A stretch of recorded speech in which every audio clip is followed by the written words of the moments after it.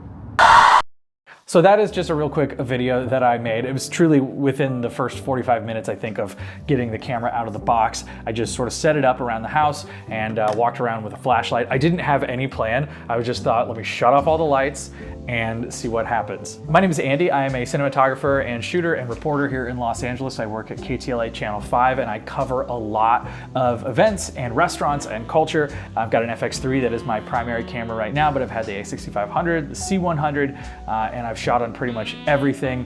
I work in local news right now, but I've done things for Hot Wheels and AT&T and Red Bull and a whole bunch of clients over the years. So anyway, I bought this. They did not provide it to me. I would have loved it if they did, but this is an unbiased review because nobody's giving me free stuff. Well, I thought it was just gonna be a gimmick a little bit, but this thing is actually killer. The thing that I love the most about this is the size. It's not even that it's great for stabilizing footage, which it does pretty well. It's that you can put it anywhere. You can put it up on a ledge. I had it on the piano. I had it on this standing desk that I can't be a YouTuber.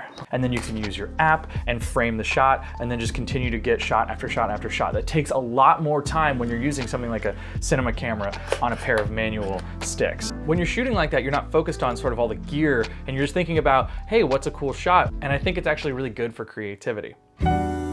I did not use low light mode, and I probably should have, but I was just trying to get the hang of D-Log. And what you'll notice is that the shadows are a little bit noisy, and for the most part, that's my fault. Most of the time when you want to shoot something super low light, you shoot a little bit overexposed so then you can pull that exposure down in post.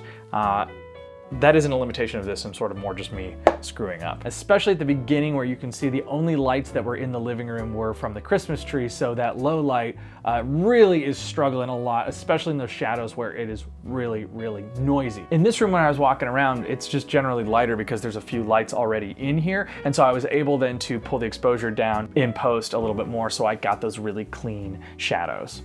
I ended up using the low light mode a couple days later at a bar in Hollywood that was basically pitch black, and that actually ended up on TV and looked really good.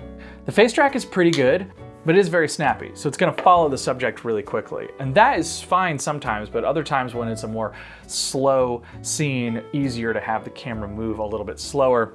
It's not a setting that you can really adjust at this point, but I think they probably could offer a firmware update that would allow you to control that. But you just gotta move slower.